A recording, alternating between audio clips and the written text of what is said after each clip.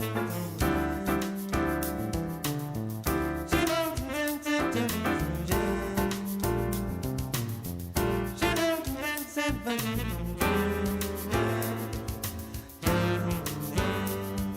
and welcome to Sports Entertainment Weekly, episode 5. Episode Albert Pujols, putting that out there. Molina last week, Pujols this week.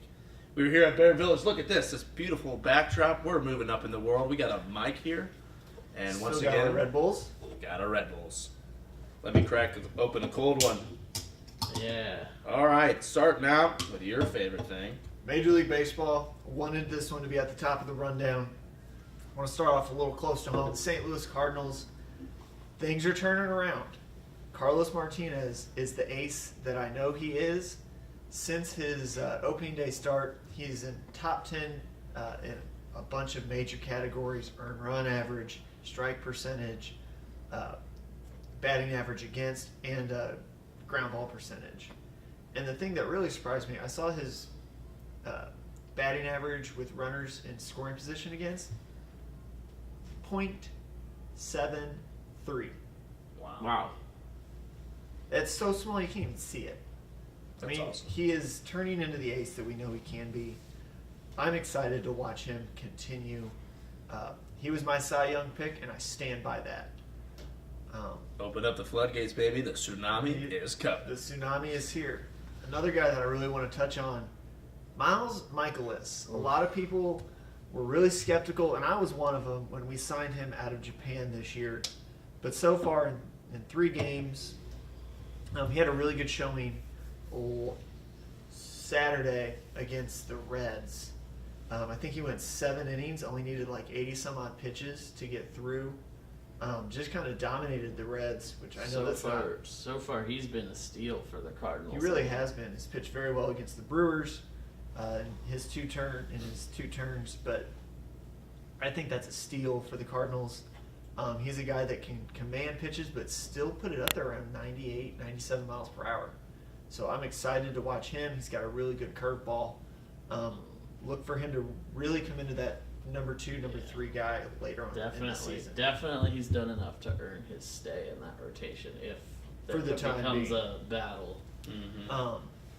I know a lot of people are already freaking out about this, but Colton Wong, he's off to another slow start. This happens every year. It happened last year, and the guy wound up hitting .285 with a .376 on base and a .412 slug.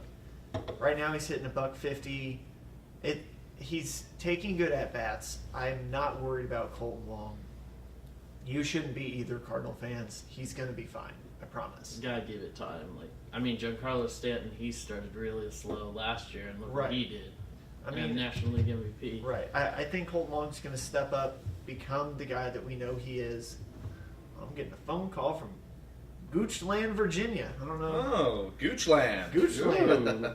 The land of the gooch. Wow. Never heard of that place, and I never want to go there. I bet it smells. I bet it smells. And it's hard not to talk about the guy who's beating Father Time, Yadier Molina. Yep. The man has 5 home runs already. I think 12 RBIs. He has a stolen base this season. And it's not even May. The guy's 35 years old. I mean, he's been around. He's a veteran, and he's like fine wine. Gets better with age. Absolutely. Passed Johnny Bench on the all-time innings caught list this past weekend in Cincinnati, so that was pretty cool to see. I know, Austin, you've got some surprising teams that are... Well, I saw this, and I was just shocked. The Mets off to their best start in franchise history at 12-2. Number 2 in the National League overall, the Diamondbacks, 11-4. That one doesn't surprise me. Not the as Diamondbacks surprising. are good. They have a good team even without the loss of J.D. Martinez. So that one doesn't really surprise me.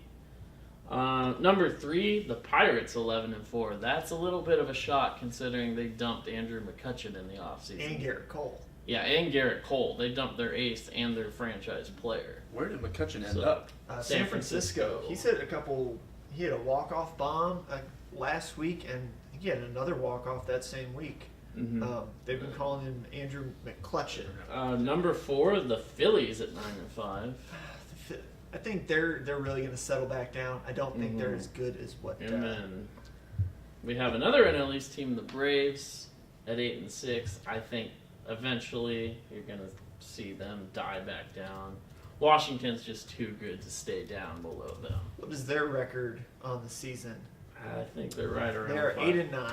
Yeah. 8-9 on the season. So I think they're 4 or 5 games back of the Mets right now. Mm-hmm.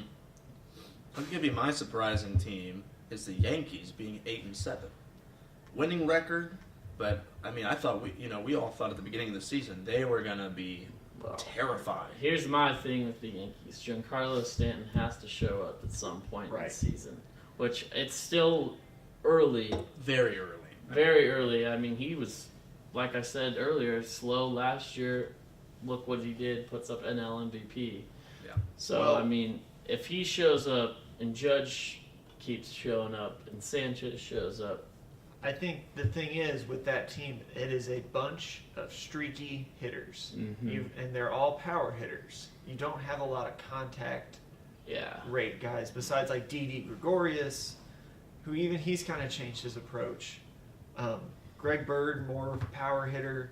There's just no one there to settle that lineup and not hit nothing but homers. You don't really have a legit on base leadoff guy. Right. You've got Judge, Stanton, Sanchez, Bird. The list just goes on and on. And the rotation needs help. Aaron Judge. So last year, what we heard from him was his game streak of having a strikeout in that game. This year, he just had an 11-game hit streak on Friday. Huh. So, I could be wrong. Make it 11. He was streaky last year. Let him maybe find his swing per se and see how he does. I mean, this team is definitely going to strike out a lot. Yeah. So, and on top of that, in my opinion, they have to get that pitching together because I think Boston has a slight edge of the pitching on that. I think they're going to make a trade. Before July, definitely before July, they're getting a big ace. I mean, I'm trying to look at who's going to be a free agent this offseason that could be moved. Maybe an Adam Wainwright. Wow. Maybe a James Shields. I don't think either of those two guys really help. Maybe a Dallas Keuchel. Maybe. But I don't think Houston makes that move, especially with them dominating the American League West. Yeah. I'm going to stay with it. I think Wainwright, love him to death, needs to go to the bullpen. I think he needs to be a cleanup 2 or 3 inning guy. Could be used more often. He's not doing it for me. I don't want to jump to conclusions, but maybe his time is winding down. We'll see. Yeah. Kind of wanted to hit on this real quick. There's been a lot of benches clearing situations, and it's not even May. Cardinals and the Diamondbacks cleared last Sunday. Rockies Padres. Nolan Arenado running after the pitcher, arms swinging. And then the most electrifying one, the rivalry is back, folks. Yep. Yankees, Red Sox, benches cleared. Joe Kelly, who I still love, looking at, I think it's Tyler Knight going, come on, get some. Throwing haymakers. I think each of those guys got a 6-7 game suspension. Whoever was doing camera work, they got Joe Kelly's face perfectly. Perfect. And the one thing that I'm watching the fight and I'm watching Joe Kelly, throw some haymakers. Yep. I'm like, what are you doing using your pitching hand to throw haymakers? Come on. And the other interesting part is, I think it was Aaron Judge grabbed Joe Kelly around the neck. And I'm like, all Aaron Judge has to do is just kind of twist his arm, and Joe Kelly just out like a light. Let's hit on this. NBA playoffs. We haven't talked about the NBA in a while. I'm always excited to talk about the NBA. You guys know I'm a big Cavs guy, big LeBron guy. But speaking of LeBron, is it a we team or an I team? It's exactly where we were going. If you watch the interviews with LeBron James and Victor Oladipo kind of next to each other, it's Oladipo, we, LeBron, I. I'm down 1-0. I was down 3-1 in the championship. You got to take that mindset and you got to have what Oladipo's doing. That's what's bringing this Pacers team, who's only been on TV once this entire season. Cavs are always on primetime NBA television, but the Pacers only making TV once. They're finally getting their spotlight and they're showing out because they're playing like a team. I don't know much about the NBA, but from what I hear and everything, I don't think this Cavs win the East. I don't think they have the team. It's going to be very hard to win out if LeBron and the Cavs don't get hot, and I mean hot, blazing hot. They're not going to win out the East. Yeah, I think the East is tougher this year than it has been in years past, and I don't think they have the team to do it. Well, I was watching an interview the other day, and this guy was just trashing on the Greek Freak. I felt bad for him because, and let's talk about that game for a second. The Bucks against the Celtics. The Celtics are down. They're without Gordon Hayward. They're without Kyrie Irving, and the Bucks still couldn't pull out a W. And when overtime came, the Greek Freak kind of choked. He went for a jump ball and ended up fouling, and he got pissed off, teed up. They lost the game. Like, yes, that's not good, but at the same time, you can't put it all on his shoulders. He's a young guy. Yes, it is his 5th year in the league, but the Celtics, they got some good players. Right. They got Jason Tatum on their team. St. Louis boy. Shaman, which was one of my high school rivals, which is kind of cool. But yeah, man, you got the Raptors, you got the Celtics, even the 76ers. Ben Simmons. Yeah, the process, baby. The process might be coming, and if this isn't their year, give them next year. Wait till next year for the process. Anything fun going on out west? I mean, the Rockets are dirty. James Harden. Houston has a very good chance of winning the championship, in my opinion. They're number 1, and for a very good reason. The Thunder are doing pretty well in the playoffs. Timberwolves, I'm feeling bad for them. They're losing. They're getting whooped pretty bad. Yeah. By the Rockets. I wish they weren't in that predicament. Spurs, like you said, down 0-2 to the Warriors. Pelicans looking nice without Boogie Cousins. Crazy. I still think whoever wants to win the West has to go through Golden State. Yeah, that's Golden State's. I think Houston has the team to do it. Mm-hmm. It's just going to come down to if they can If actually. they get Steph Curry back, they're going to be the team to beat because Yeah. Kevin Durant's good, but in my opinion, it's still Steph Curry's team. Agreed. He's the leader of that team. See, I always feel like the NBA playoffs, in my opinion, get pushed down behind the greatest playoffs in sports, the Stanley Cup playoffs. Mm-hmm. There is so much going on this year. It's insane. And unfortunately, again, the St. Louis Blues did not make the playoffs. Series going off on me. Blues didn't make the playoffs. I'm still kind of heartbroken about it. It's okay. I'm drinking my Red Bull to help get over it. But surprise teams in the playoffs. The Sharks are up 3-0, which I think I predicted last week on the show, the Sharks You did. could make a run. Veteran team. Veteran team. Another team that is surprising me that they're up 3-0 Say it. The Vegas Golden Knights, baby, up 3-0. on the Kings, and I thought the Kings were going to have that veteran presence. Anze Kopitar, Jonathan Quick, who's been there so many times. Yep. Carried the Kings, put him on his back. Jeff Carter, but this Knights team, they're a bunch of second and third line guys who are out there proving, that these teams should It's a new day. cut them. It's a new day. Yes, it is. New day. Predators are up 2-1. They lost last night. I said last night when we were putting this together that they looked unstoppable, and here they go out losing to the Avalanche. Another fun series, Penguins Flyers. Yep. Again, it is Sidney Crosby's world, and we're all just living in it. Yep. Puts up a hat trick in the first game. I think the first game they won 7-0 in that series. Yeah. Honestly, though, the most fun series, Boston and Toronto. Yeah, that's been That has- last to watch. Boston has been putting on an offensive dominance up until last night. The Maple Leafs finally got a game back. Boston leads the series 2-1.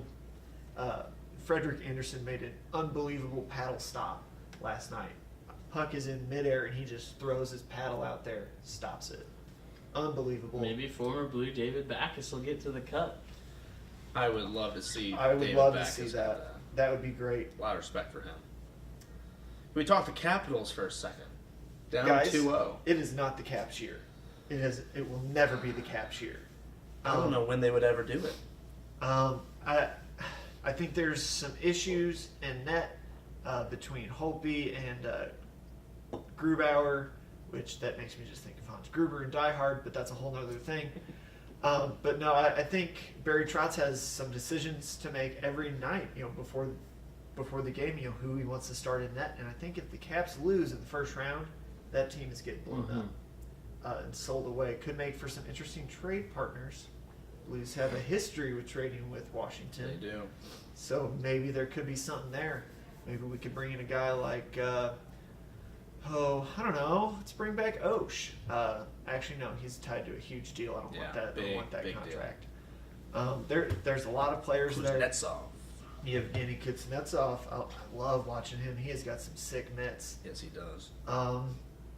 Winnipeg and Minnesota. That's a fun matchup. I think Minnesota is good, but I think Winnipeg is the buzzsaw. Goaltending. Connor Hellebuck has carried the team. Their offense is ridiculous, led by Patrick Laine, Blake Wheeler, Mark Schleifele. I think I said that right. There's just so much to talk about with that Winnipeg team. They've always given the Blues trouble over the past couple years. Plus, they have one of the GOATs in the world supporting them. Chris Jericho, baby. Oh my gosh. Well, let's just slide right into that. Great transition. Great transition. So this weekend, some big news coming out of the WWE world. And I know we're all kind of sad. Yes. The breakup. The breakup. John Capital Cena. T-H-E. Love doesn't exist anymore, people. I It's have not real. no faith. John Cena and Nikki were going to be bigger than Bradgelina. You heard it right here. And they ripped our hearts out. I don't know how I can go between the Blues not making the playoffs and this. What is there left to look forward to? I will tell you this. Whenever Cena divorced his ex-wife, they got a divorce, and then he lost to The Rock. It was his downward slope year, and they kind of used it as a storyline to bring him up the next year, where he won at WrestleMania against The Rock, won the WWE Championship, and so, to the good Lord, I hope that this is not some sort of play that the WWE and him and Nikki are doing for their Total Bella show, which comes out in May. I hope they're not playing this where he's, he lost at Elimination Chamber, he lost at Fastlane, he lost at WrestleMania, obviously. Maybe he will lose at the Greatest Royal Rumble against the Game, Triple H, where it's just this downward slope, and then he's going to come back again next year, win his 17th title, something like that. I hope that's not what they're doing. Yeah. Speaking of the Greatest Royal Rumble, what is up with that Undertaker casket match? There's a lot It's going been on. throwing me off. Don't understand it. So, insiders say Rusev obviously was first supposed to face The Undertaker. Then something happened with the WWE and Rusev. Rusev took WWE off all his social media. It didn't say that he was a superstar anymore. And so people are like, oh no, is he leaving the WWE? So then they announced Chris Jericho's coming in, so people really thought he was leaving. And so then they played it because he came back to WWE. They played it that Lana wasn't going to allow him to wrestle The Undertaker, which is just so stupid. Why would you do that? Yeah. So then he, obviously he's back, and then he was supposed to win the U.S. title at WrestleMania. And he took the pinfall against Jinder Mahal so that he could come back and do the casket match against Undertaker, and it wouldn't be a title match because that wouldn't make sense. So here we are again, Rusev Undertaker. He's back, and we'll see what happens. Any other exciting matchups at the Greatest Royal Rumble? As I said, John Cena in the Game. That's just superstar against each other. I think Huge. the Game comes out on top in that one. Nothing against John has Cena, to. but it's been a while since since he's won. Unless they're trying to bring him back in May or June and kind of give him a push, I think Cena's going to go away from the WWE for a while with all that's going on. He's got some movies coming up and a lot of projects he's working on. Mm-hmm. Again, Reigns, Lesnar, that's cage. big. Steel cage match.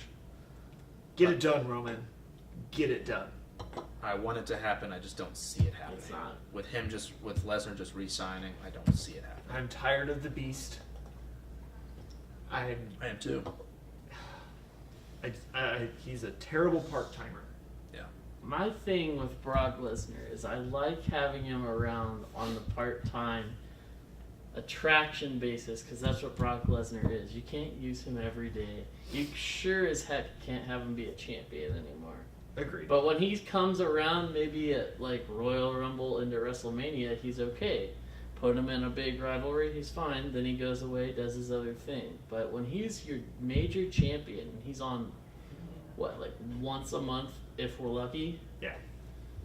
I mean, we saw The Miz carry Raw with the IC title, and that's a minor championship.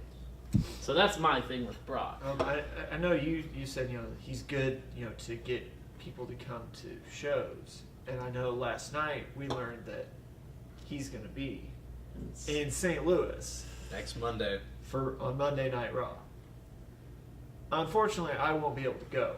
But I know you two, I've already talked about it because you want to see Brock. It's possible, The temptation is there. It is stirring up. but we'll have to see what happens with the Superstar shakeup Yeah. tonight, continuing tonight. Yep. So some big names that have already gone to SmackDown and come to Raw. The Miz is going to SmackDown.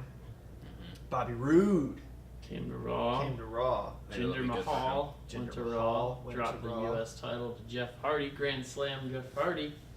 A lot of Grand Slams this year Yeah, already. it's becoming less and less prestigious every day. I know. Yeah. Natty went to Raw. Natty went to Fashion Raw. Police went to Raw. Oh, that was what a great match What a last great night. that was so, Roll up on Cesaro, oh they my win. gosh. Let's give a little That little dance action, baby. I love it. I mean, it was kind of easy to predict that The Miz was going to go to SmackDown, especially with the return of Daniel Bryan. It's gonna be a great feud. It's going to be great. I think Daniel Bryan tweeted, "Can't wait to punch The Miz in the face." Yep. That's going to be a lot of fun. Probably get to see a little bit of that tomorrow night. Or tonight, actually. Sorry. You guys think there's going to be any bigger superstars that make the move? I think they put Jeff Hardy over on SmackDown. I can see that. And if they don't, and they keep the U.S. title on Raw, Seth Rollins. Yes. Seth Rollins going to SmackDown. I think Balor might be going back to Balor and the club might be going to SmackDown because they need a tag team, and then they would put them with AJ Styles. Forgot about this. Kevin Owens and Sami Zayn are also on Raw now. Yep.